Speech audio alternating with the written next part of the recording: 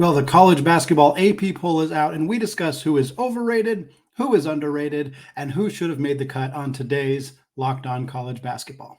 You are Locked On College Basketball, part of the Locked On Podcast Network. Your team every day. What's up, folks? Welcome into the Locked On College Basketball Podcast, a daily national college hoop show, part, of course, of the Locked On Podcast Network, your team every day. I'm your host, Andy Patton. Today's episode of Locked On College Basketball is brought to you by PrizePicks. So go to prizepicks.com/LockedOnCollege. Use promo code LockedOnCollege for a first deposit match of up to $100. PrizePicks, daily fantasy sports made easy.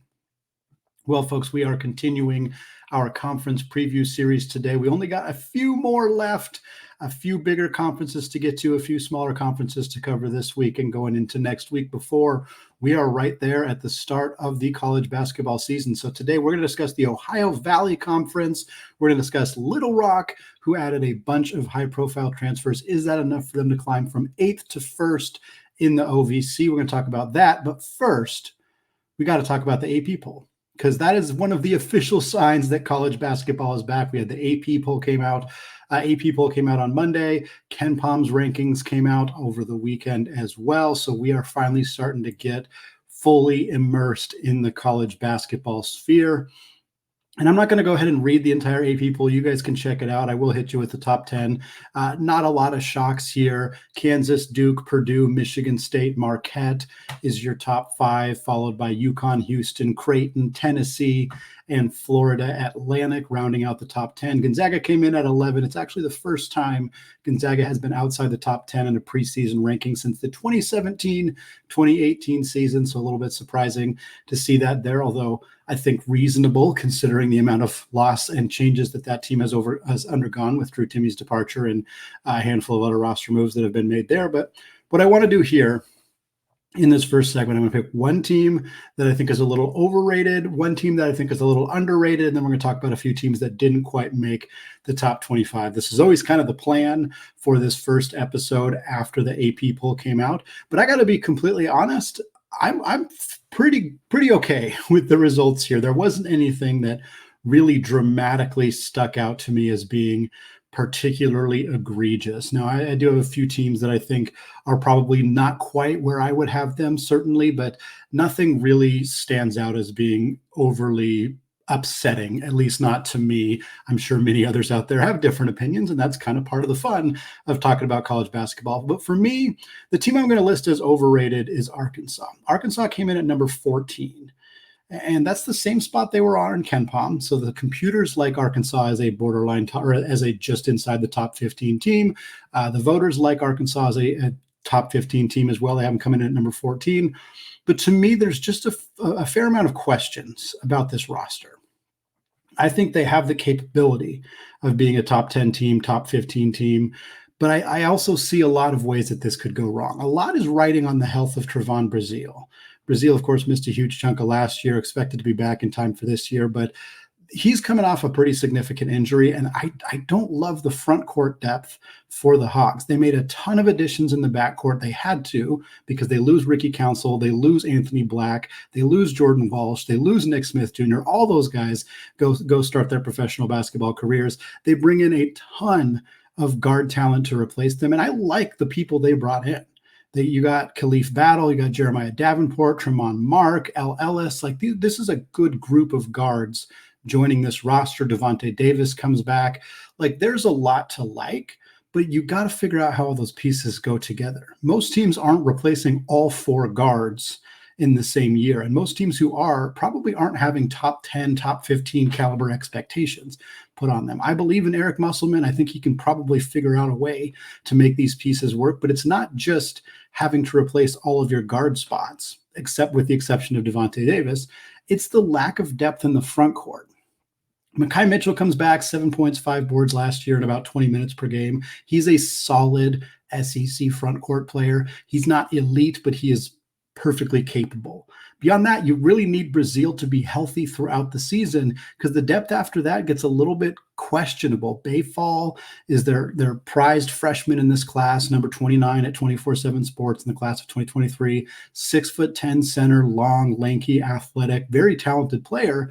But if you're playing a 6'10" freshman big minutes in the SEC right away, like that, you're kind of gambling a little bit there. I think Bayfall is very solid, but is he ready to be that guy right away? How much do they need him to be that guy? Like, there's some questions there. Having said all that, I would still have Arkansas in my top 25. Like I said, I don't have huge major issues with a lot of what we're seeing in the AP poll, in the preseason poll. I would probably have Arkansas in the early 20s. 21, 22, somewhere in there. There's just a few teams after them. I like A&M a little bit more. I think I like San Diego State and Texas a little bit more. North Carolina, Baylor, they're kind of right in that kind of conversation with Arkansas as well. I think there could be kind of arguments either way. So to me, is it egregious to have them 14? No. Is it higher than I would have them? Yes. But would I be shocked if they finish in that range because Musselman and co put the pieces together and get this team kind of operating at a really high level? No, I wouldn't be shocked by that either. Moving on to underrated. Again, nothing in this poll that was really egregious to me, but I thought Villanova was a little too low.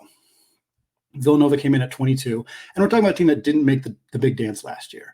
A team that did not make the NCAA tournament, getting ranked in the top 25 and that being too low feels a little bit nitpicky. KenPom also had Villanova at 23. So again, very similar between the computers and the humans in terms of the preseason rankings here for the Wildcats. But this is a tough team to rank because last year it was a first-year head coach in Kyle Neptune, who's now kind of got his feet wet, as it were, in terms of his second season here. You had some serious injury issues last year. Cam Whitmore missed time. Justin Moore missed a bunch of time. Now Moore's back. Whitmore's, of course, out the door.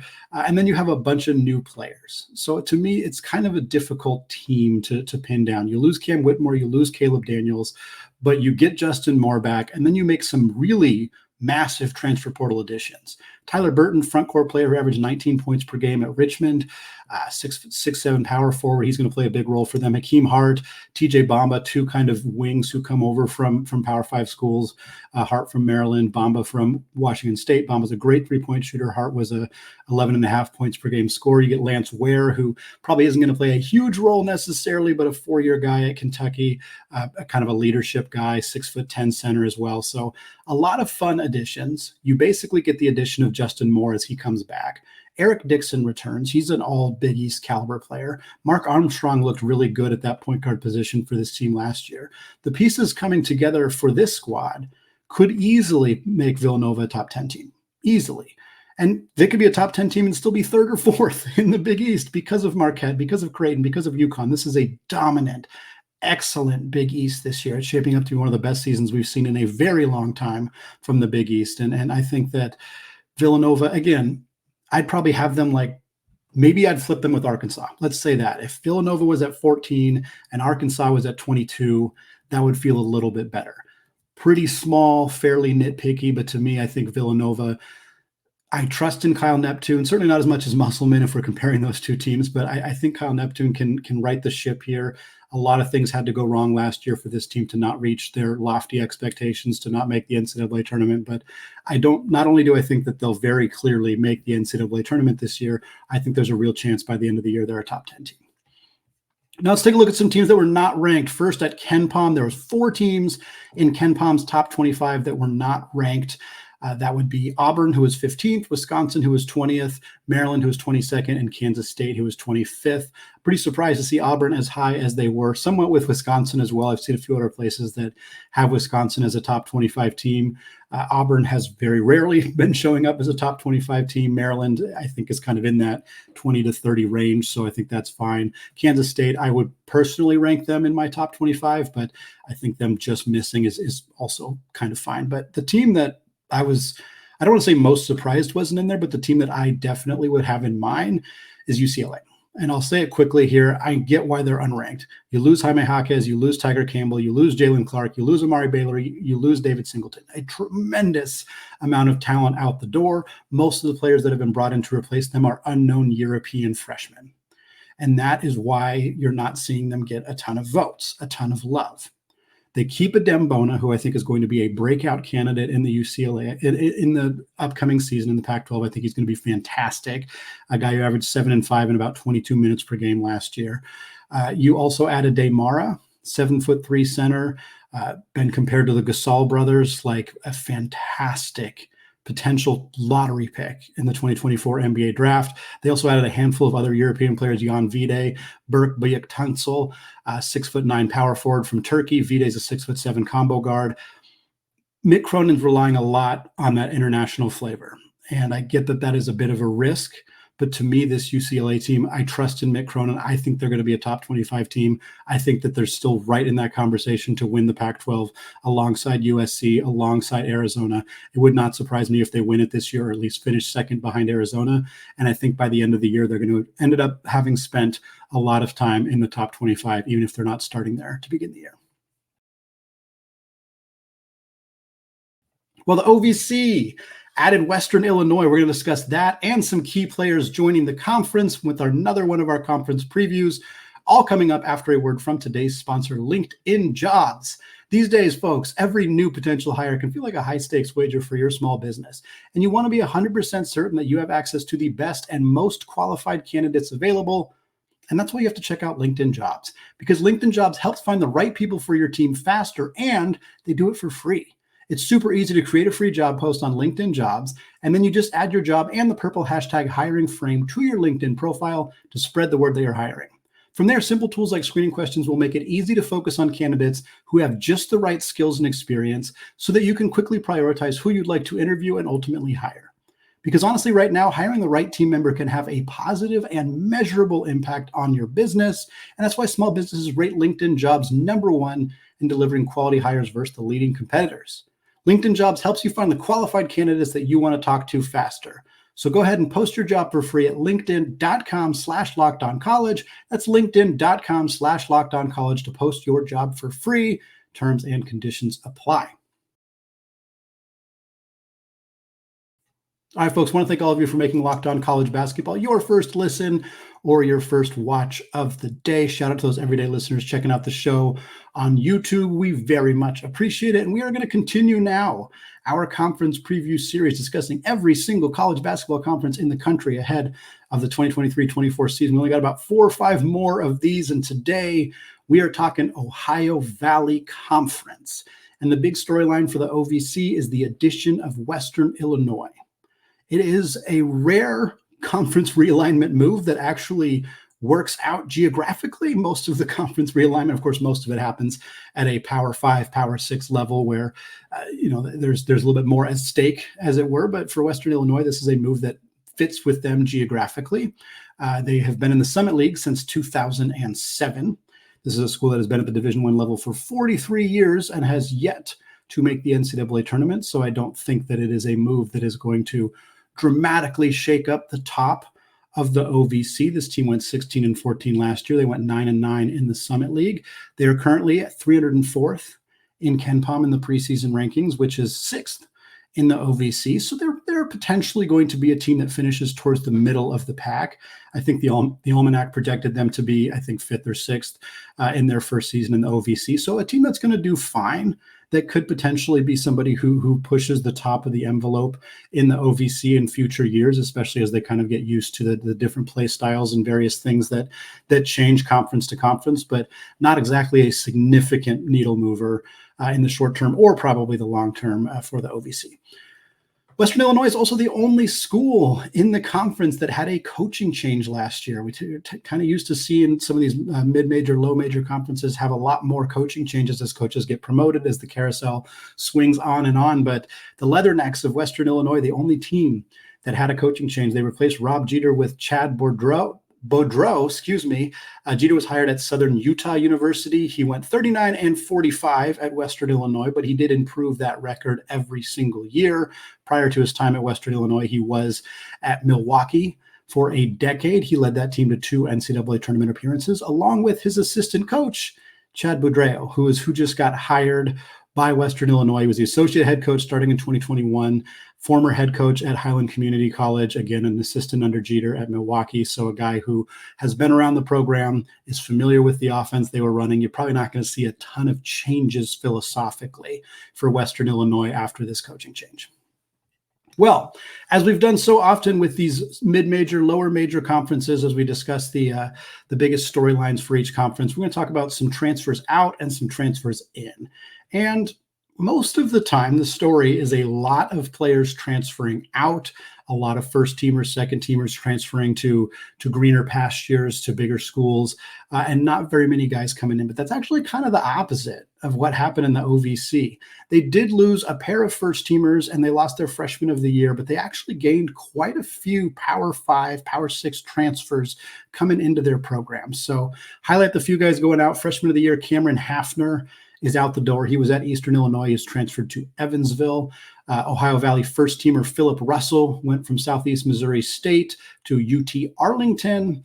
And then a fellow first-teamer Isaiah Swope went from Southern Indiana to Indiana State. Those are the three movers in terms of first-teamers, second-teamers, third-teamers, and award winners in the OVC. However, there's a lot of intriguing transfers, again, transferring from Power 6 programs to the Ohio Valley Conference that I wanted to highlight. We'll talk about a few of them more individually as we get later into the show, but a few to keep an eye on. Makhel Mitchell. We talked about Arkansas in the first segment and his brother Makhel Mitchell. Makhel Mitchell transferred out of Arkansas. Part of the reason their depth is a little bit down. He transferred to Little Rock. You also have Jason Jatobo, who transferred from Florida to Tennessee State. Jameer Chaplin from South Florida to Little Rock. Deontay Miles from Xavier to Morehead State. Callan K.K. Robinson from Texas A&M to Little Rock, Josiah Davis from West Virginia to Tennessee Tech, Kyron Powell from Houston to Southern Indiana, and Denham Dawson from Nebraska to Tennessee State.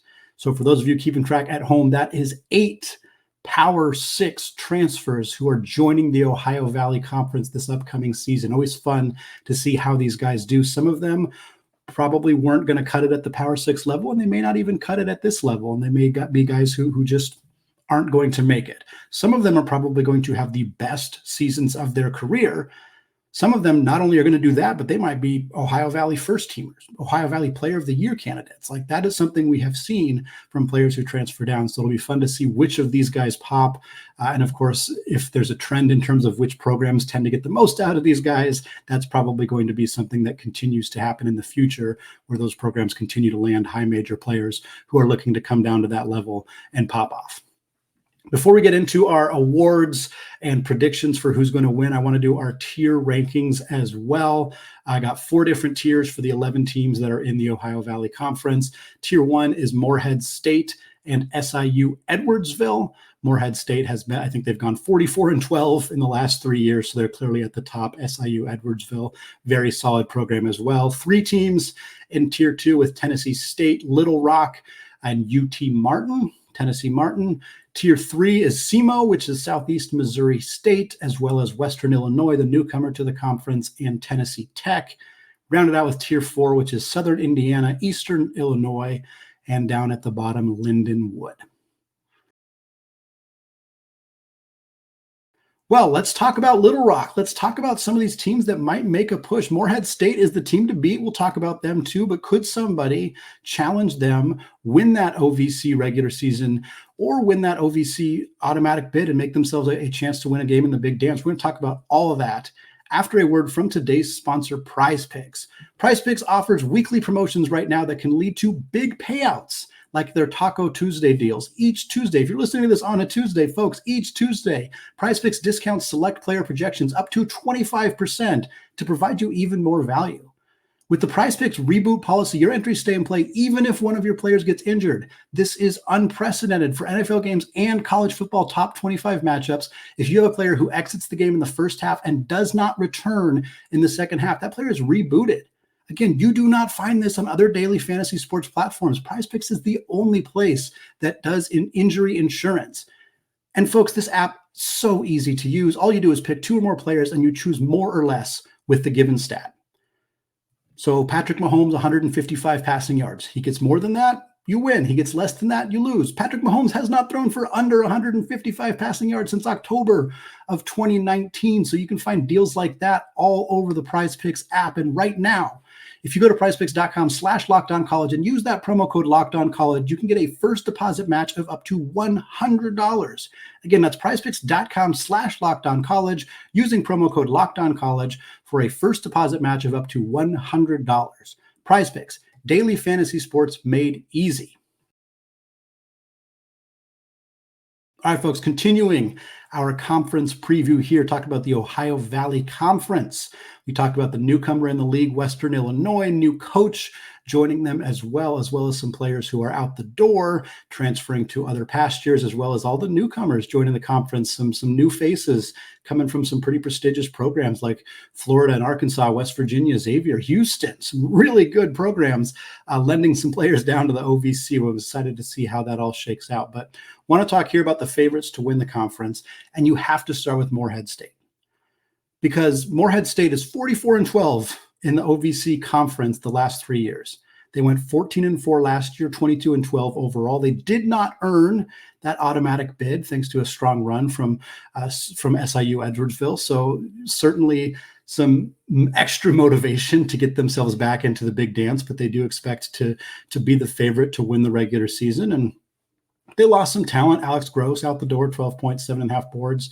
Jake Wolf, 9 points for him. But they did keep 3 key guards. Most of their backcourt is still intact. Mark Freeman is back, 15 points, 3.7 assists for him last year. Drew Thielwell, 11.3 points, shot about 38% from deep. And then Khalil Thomas, kind of a do-it-all guy, about 8 points, about 5 boards, also shot about 37.5% from 3. So they keep 3 key guards. They also add a big man from Xavier in Deontay Miles. He only played 6.5 minutes per game last year, only averaged 1.1 points and 1.3 rebounds, but he's 7 feet tall. You just don't get a lot of 7-foot-tall guys in the Ohio Valley Conference. On a side note, I bet Sean Miller kind of wishes he still had Deontay Miles back in light of the Zach Fremantle injury. Logan Duncombe, their backup center, has stepped away from basketball for personal reasons, so they're a little thin up front, and losing Deontay Miles probably didn't feel like as big of a loss then as it might feel like right now. But their loss is Morehead State's gain, as Miles could be a breakout candidate for that team this year. They also add a superstar from the NAIA level. That's Riley Minix. Minix averaged 25.5 points per game last year at the NAIA level. That also came with 13.5 rebounds. He was a career 41% three-point shooter in the at the NAIA level on 554 career three-point attempts. This dude lit it up. He is a shooter, a gunner, 41% on over 550 attempts. Obviously, there's a big learning curve going from NAIA to Division I, but this is a guy who can absolutely light it up and should contribute at the very least offensively. He's also 6'7". Like, this is a stretch 4 right here for Morehead State, a fun addition for them. Again, 3 guards coming back, 7-footer from Xavier, and then a 6'7" stretch 4. Preston Spradlin's been there for 9 years, or entering his 9th year. I think this team's going to continue to roll at Morehead State. But there are some dark horse candidates, some teams that could challenge them. One of them being SIU Edwardsville. They went 19-14 last year. They went 9-9 in the OVC. That was tied for 6th. But they returned 3 double-digit scorers in the backcourt. DeMarco Minor, 14.3 points per game. Rayshawn Taylor, 15.5 points per game. He's dealing with a significant ACL injury, though, so depending on how quickly he gets back is a huge part of the storyline for Edwardsville. They also get Shamar Wright back, 10.6 points per game. This is a team that has embraced the no-middle defense, the Grant McCaslin, Mark Adams, Chris Beard, that style defense, and it's helped them gradually increase their defensive metrics at KenPom every single year. I think we're going to continue to see this team, especially with 3 returning guards, continue to be a better defensive team year in and year out. And I think that's going to help them be a team that could really challenge for going from 6th potentially up into the top 2, top 3, maybe enough to make a run in the make a run towards the big dance. And then Little Rock. I've teased Little Rock a handful of times already. They went 10-21 last year. They were just 6-12 in the Ohio Valley Conference, tied for 8th. But this is a team that made some fun additions. They also lost 5 players who averaged 7 points per game. So we're talking dark horses here. Like, for those of you who've been listening to these regularly, this is a pretty legitimate dark horse pick here. Sometimes I pick teams who finished 4th, who added a bunch of key players, and you're like, well, that's maybe not that shocking. But this team finished 8th, and they lost 5 players who averaged 7 or more points per game last year, including Myron Gardner, who was their leading scorer at over 13 points per game. But they made some fun additions in the transfer portal. Makhel Mitchell, 3.6 points, 3.2 rebounds, and 13 minutes per game at Arkansas last year. You get a 6'10" guy who played double-digit minutes per game for a very good Arkansas team. That is a win right there. Jameer Chaplin, 7.5 points, 3.1 boards at South Florida last year. 6'5" wing for them. KK Robinson did not play much at A&M last year. 5.6 minutes per game, averaged just under 2 points. But again, 2 guys from the SEC, 1 guy from South Florida. This is a quality trio of of transfers to bring in via the portal for Little Rock. They also keep D'Antoni Gordon, who is a 6'8" power forward, averaged 13.7 points per game. So I said Myron Gardner was their leading scorer last year. I apologize, that was incorrect. Gardner was 13.2 points per game. So Gordon comes back, 13.7 points, 5.7 rebounds. They also keep Jordan Jefferson, who averaged 8 points per game last year, shot 39% from 3. So they got their rugged power forward back. They got a sharpshooter who's going to step into a starting lineup. They got a big man from Arkansas. They got a point guard from A&M. They got a wing from South Florida. There's enough intrigue and excitement there to potentially believe that Little Rock could go from 8th to 1st, or at least in that top 2 or 3, with enough firepower to potentially make a run in the OVC conference tournament and put themselves in the big dance. Closing out the show with some award projections here in the OVC, starting with Player of the Year. And we're going with the point guard on probably the best team in the conference at Morehead State, and that's Mark Freeman. Mark Freeman averaged 15 points per game last year, 3.7 assists, was a 36% three-point shooter.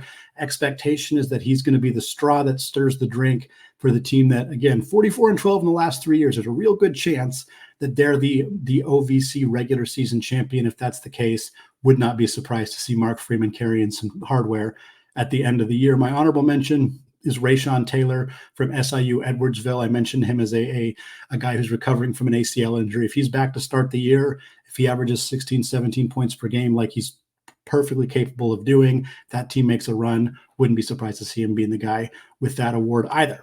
Newcomer/freshman of the year. I'm going with the big fella from Arkansas, Makhel Mitchell, transferring from Arkansas to Little Rock again. Guy who averaged under 4 points, under 4 rebounds at Arkansas last year, but played 13 minutes per night for the Hogs. I think he's going to be the low post anchor for this Little Rock team. I think he's going to get the ball in his hands a lot.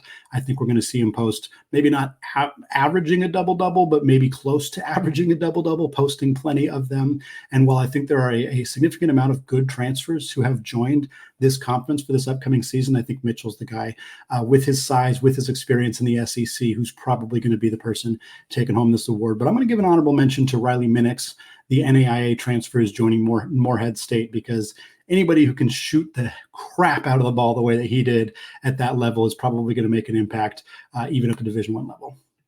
Coach of the year, I'm going with Brian Barone at SIU Edwardsville. I think this is a team that could jump from 6th all the way up to 2nd or 1st. That no middle defense is no joke, for real. We've seen a lot of coaches have a lot of success once they get that implemented. Barone said he's been working on it for a couple of years. I think this might be the year where the team is really fully ready, especially with a lot of returners. They're going to be embracing it. I think it's going to show up in the stats. I think it's going to show up in the advanced stats. And I think if this team makes a push into the top 3 and they know that coaching had a big role in it because of that no middle defense, I think that might be enough for Barone to take home Coach of the Year. And then we're going to close it out with Defensive Player of the Year, Josiah West at Western Illinois. New team in the conference, but Josiah West is a fantastic defensive player, averaged 1.7 blocks and 1 steal per game last year for the Leathernecks. 6'5" wing. He's a menace on the perimeter. He's a menace around the rim. Really good rebounder. Certainly coming into a new conference, defending new players on different floors. All that stuff could make it a little bit of a challenge for him, but he's too good of a defensive player to ignore when looking at potential candidates to win this award. Well, it's going to wrap us up for today here on the Locked On College Basketball Podcast. Thank you so much for making the show your first listen or your first watch of the day. We'll be back with more conference previews, some recruiting updates, a transfer portal update, believe it or not, all that stuff coming your way as we get closer and closer to the start of the month of November and the college basketball season. Thank you again for listening. And until next time, as always, peace out.